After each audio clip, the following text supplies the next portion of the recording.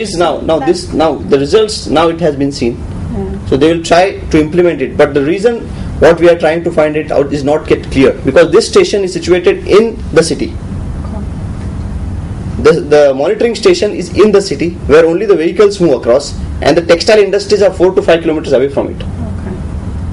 So it's not giving an accurate measure. It is giving accurate measure at that point. As in, of the whole city. Of the whole city, yes. Yeah. So therefore I said that the monitoring station should be there also within the industrial area.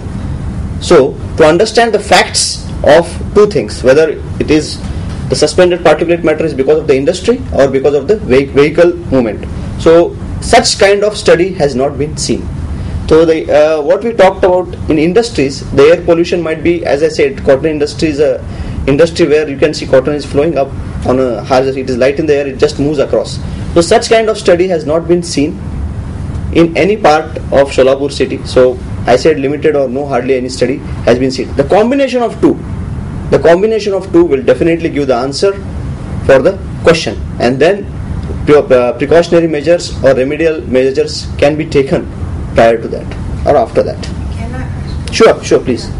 I think part of the pollution problem in a factory is the level of technology that is working in the textile industry. I mean, there is a technology that can absorb all these cotton. Very true.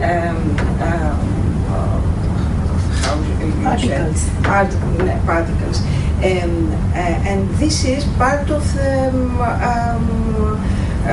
labor of the working conditions. Yes. If the conditions are too low or too bad, they don't take care about the cotton particles. Yes. They don't choose, they don't pay for the right technology to absorb the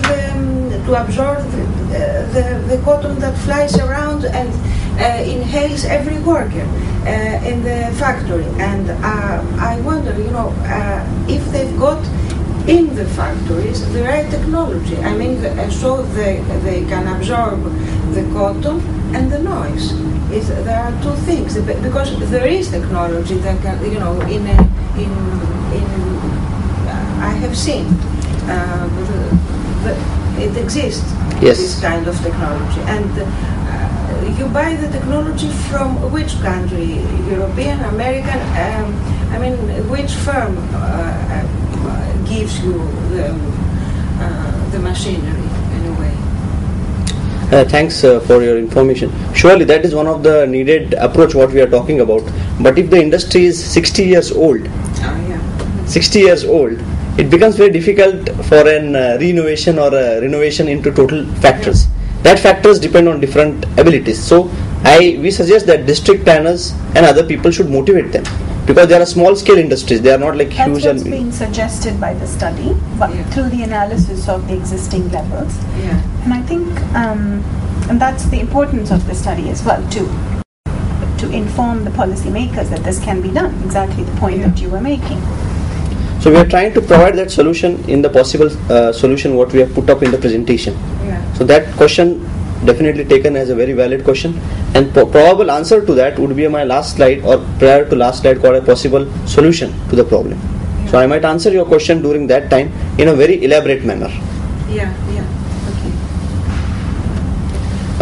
Coming to the second point, called as we finished about the air in the first instant. I told about what is the quality of air within the city which is prevailing. Now coming to the second basic commodity is water. So if you see, are you able to see the slides from there? Can you? Okay.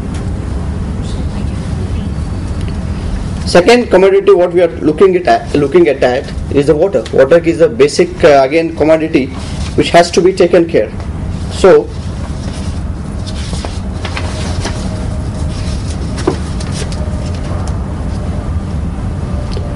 it says that we are talking about two things here. The groundwater regime. One is we depend on groundwater, and second is on surface water. Within the city, which comes under the municipal corporation, similar as London, we get water directly from a purifier, which has been purification done, and directly comes to your house. But the people who are staying in the outskirts of the city, they either pump the water from the ground or from the wells. That has been done. A very nice study was conducted in 2009 which stated a very prominent issue which puts up two things.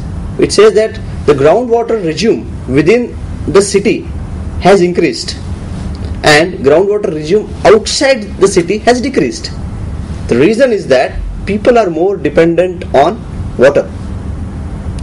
The people outside the city are more dependent on water from the underground systems, and people within the city are more dependent on the surface water which is getting at their home by a municipal corporation. But the reason which states that the water which is there underground contains lot of alkali and acid contents which is not good for drinking, but people drink. I am talking about the outskirts of the city. But this situation will change because, as I said, the urbanization and industrialization is occurring in Solapur on a higher extent. So you see that in 2020 there will be around 260 million liters of water every day is required by the city. Out of that, 200 million liters will be only supplied by the surface water. So you have to be forcefully dependent on the 69 million liters of water which are underground, and that is very dangerous. So this is a solution. This is a probabilistic view what we are talking about to the municipal corporation, that start cleaning or start treating the groundwater, recharge it, start treating the groundwater because it is what it might be needed in the near future.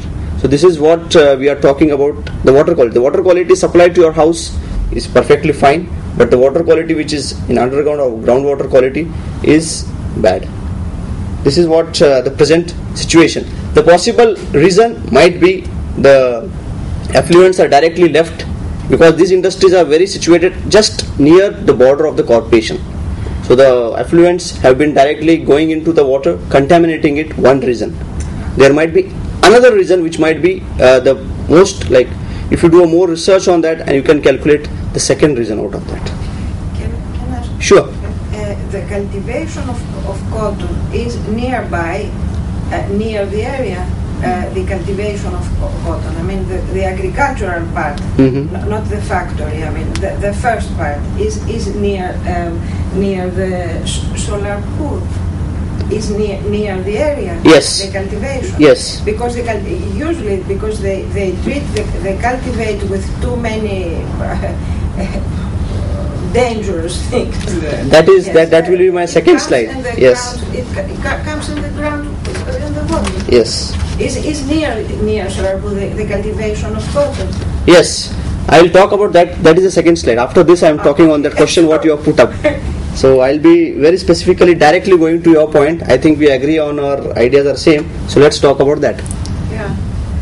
So, so directly to your statement of that, what I say, Solapur comes under a dry zone. So water scarcity is very high during summers or many other regions. So people have started using this industrial wastewater for agriculture. Yes. But if you start using industrial wastewater for agriculture, what will happen? It will create a toxicity. It will degrade the land. You are working on food security, you might be knowing much more than me. But this is what is the peculiar syndrome of the district or the places or people staying very near to the industry. As I said, the water is coming free, so they feel that it's a good water, they directly use it for the agriculture, and that creates a problem. But the research was conducted with the people across Solapur. They said that 20% of that effluent is very good. Yeah. It says that 20% of that effluent dilution has rich content of nitrogen, and that's very good for the crops. Yeah. Yeah. So they said that you cannot use 100%. You cannot use 100%. So definitely you have to go with the 20% of dilution. So I hope I answered your answered your question. So this is what is a peculiar agricultural pattern of. But all these are still suggestions. So it's not being done, but the research has been conducted, and that's what again you put as conclusions from the study to indicate that these things need to be done by the district. Oh, yes. No, I'll also say some good points also. Oh, yes. Very important thing. I'm going to start a campaign against noise pollution in London. Yeah. I'm going deaf with the noise in London. When you live and work and live quite centrally, in recent months and it's getting worse. Anyway. So what is noise? Noise is unpleasant and unwanted sound. That is what the definition of noise comes. And noise has a characteristics of three factors: intensity, duration, and frequency. The more the intensity, it will hammer more pressure on your ears. So that creates noise pollution. The brain as well. Yeah, sure. The pressure has been created from everywhere. So that creates the problem of noise. I said the ambient air quality at Solapur has been doing some monitoring of noise at peculiar points within the city. But industrial noise pollutions, any hardly study has been found, because there is a lot of noise. There are no noise absorbing technologies which has been seen. So a huge amount of noise which has been developed within the industry. Also the power looms make a lot of noise. You should listen to some of the power looms. It makes a lot of noise, and they don't have earplugs or something. That kind of activities is not been seen. So such activities, a combination of both indoor as well as the outdoor noise pollution should be taken care. This is what is the problem right now. And this is for the whole population of the city, not simply the workers in the industry. No, I'm talking about the whole city. Okay. But as I said, there are two centers which are measuring them because of the pollution effect higher in the Solapur district. They are trying to measure in terms of decimals, and if decimal is greater, then they provide some solutions to the RTO, that is road transport, to provide them with some norms which can reduce the noise. But industrial noise pollution, zero. Not only in Solapur, but in India, I was about to found only one case study where it talks in terms with IIT Bombay. When I was just seeing it across, they had done a small study on that. So there is a huge amount of research which can work in terms of noise.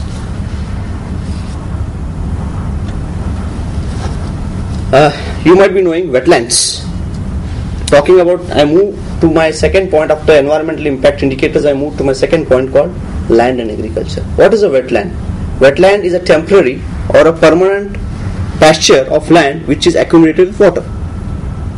It provides, I have just given you a glimpse of how it looks, a small pond or a shallow pond which is formed in rainy season, goes off, and comes in summer season and goes off. So that's a wetland. Wetland provides a good habitat for many species across. It sometimes provides water to the agricultural pattern. But GIS, Geographical Information Systems, and ISRO, Indian Space Research Organization, took a study of conducting a wetland atlas map, and from 12 years they found that it has doubled. In Solapur, it says that wetlands have doubled, nearly from 24,000 they have become to 45,000 hectares. So is this a good point or a bad point? That is what we are again creating that, because once the water is coming more, there are small pastures which are forming. It creates good impact on the species but a bad impact on the agricultural pattern, because the cropping pattern is not suited to such kind of pastures.